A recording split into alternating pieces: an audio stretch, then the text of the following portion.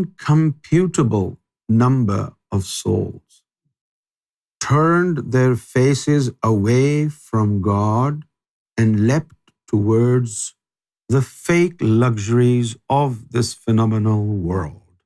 And this is what made God angry.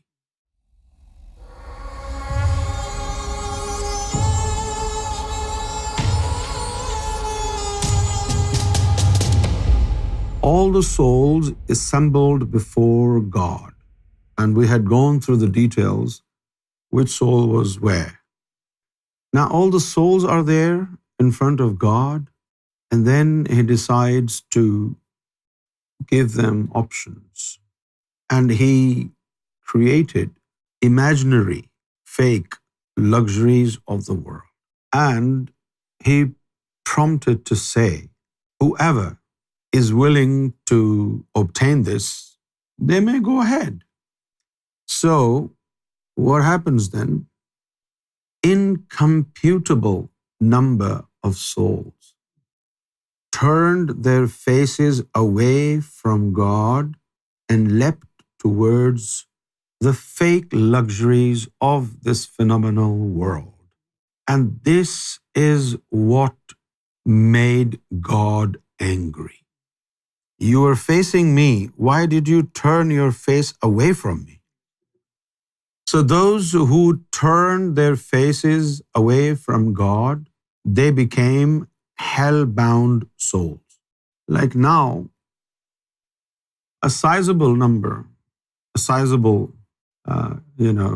people who had obtained initiation of the heart and their hearts were activated, they left, they gave priority to other things. And the challenge was, if they continue to practice Sufism, which is nothing but exploration of your own being. It's not about hell or heaven. It's the exploration of your very own being. But the moment you adopt spirituality and you begin to explore yourself so that you may know who you are, right? So when God said, Man arafa nafsahu faqad arafa rabbahu, He is actually inviting us for a detailed self-actualization, isn't He? In another hadith, Prophet of Islam said, with reference to God, that God said, Al-insan sirri wa ana sirrahu. Meaning, God said, a human being is my secret. Wa ana sirrahu, and I am the secret of his being. So, man arafa rabbahu, man arafa nafsahu, who has explored and went into the details and depth of his own being, and when he gets to the bottom of his being, he will discover that he is nothing but me. He was supposed to explore himself. Maybe when he was standing there in the very presence of God, maybe he wasn't mindful of what his being said unto him when God invited them to have a look at the luxuries of the world. In that very moment, they might have become recklessly absent in their mind. And without realizing what they were doing, they turned their faces away from God. And that was a fatal blunder. As soon as they turned their faces away from God, God's decree came upon the angels, write it down, hell, in the book of their fate. But that's what happened. Subsequent to this, God had another plan. This time He goes, we have some luxuries of paradise too. Those who are seeking luxuries of paradise, they may go and make a choice. Now, obviously, luxuries of the paradise were relatively better than luxuries of this world. However, in order to obtain luxuries of the paradise, they have to pay the price. And that price was to become obedient to God, adopt religions, purify themselves, and lead a life which is prescribed by God. And if you do not obey God, you won't enter paradise. Simple as that.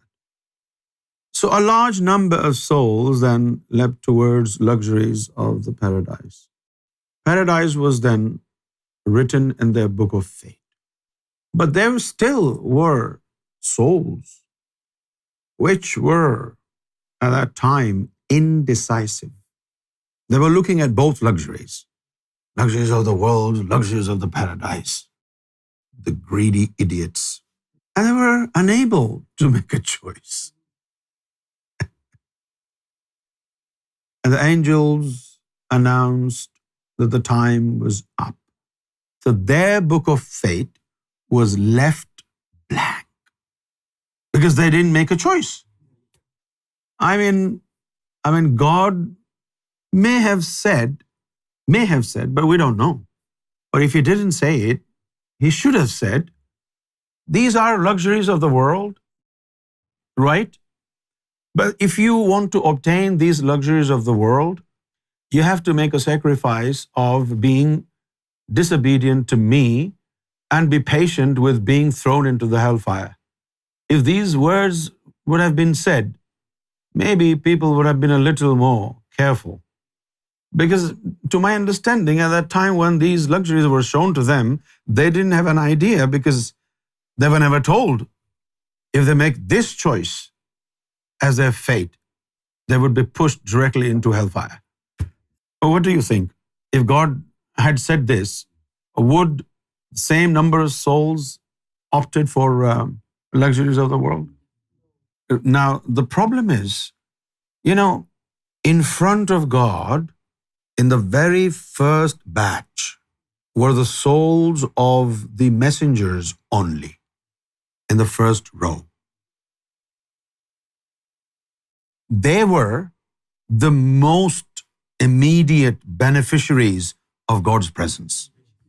The splendor of God, the bounty of God, the majesty of God.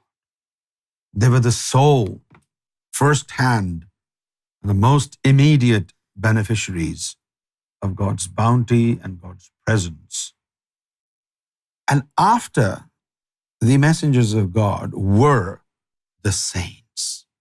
By the order, if you look at this, it simply means that the saints were less beneficiaries in comparison to the messengers of God.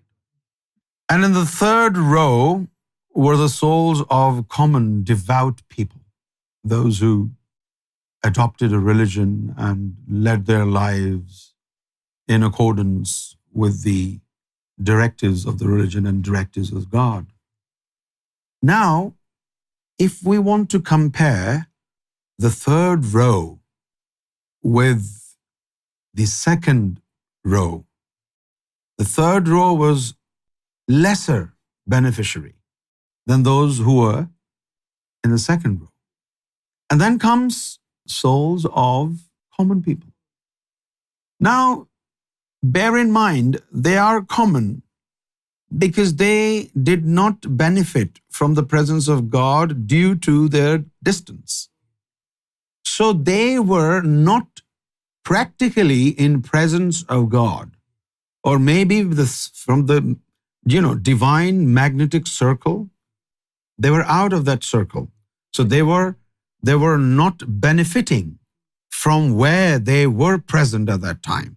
So they were more likely to slip off the track of truth. That's why when it was announced there are luxuries of the world and those who are eager to get them, they're invited to go and get it. Now they were at a distance where they were not affected by the presence of God. So the distance between them and God became the problem. They were less, or maybe they were not affected at all. Look at the third row. The devout people, even they did not make a choice of God. Their choice was paradise. which means they were not affected by presence of God. So only 2 rows were affected by the presence of God. Number 1, the row in which all the messengers of God were seated. And number 2, the row in which all the saints of God. Now these 2 are the most beneficiaries of God's presence.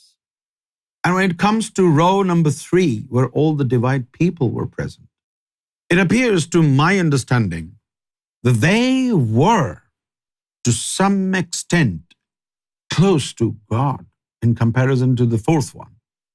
But this presence and the benefit they received from their position in 3rd row was not enough to keep them clung to the presence of God. Therefore, when it came to take a decision whether what they want, even they leapt towards luxuries. However, the luxuries were the luxuries of the paradise. And there was a condition, like they would have to be obedient to God. Only then they would be granted luxuries of paradise. So, as far as my spiritual imagination goes, I take it as if presence of God was only prevailing upon 2 groups of people. The 1st row and the 2nd row. The messengers of God and the saints of God. That's my understanding. The ones in the 1st row, they were struck by the divine splendor. And they were under some kind of, maybe they were hypnotized by the divine presence. Maybe God's beauty mesmerized them and they were unable to think of anything else.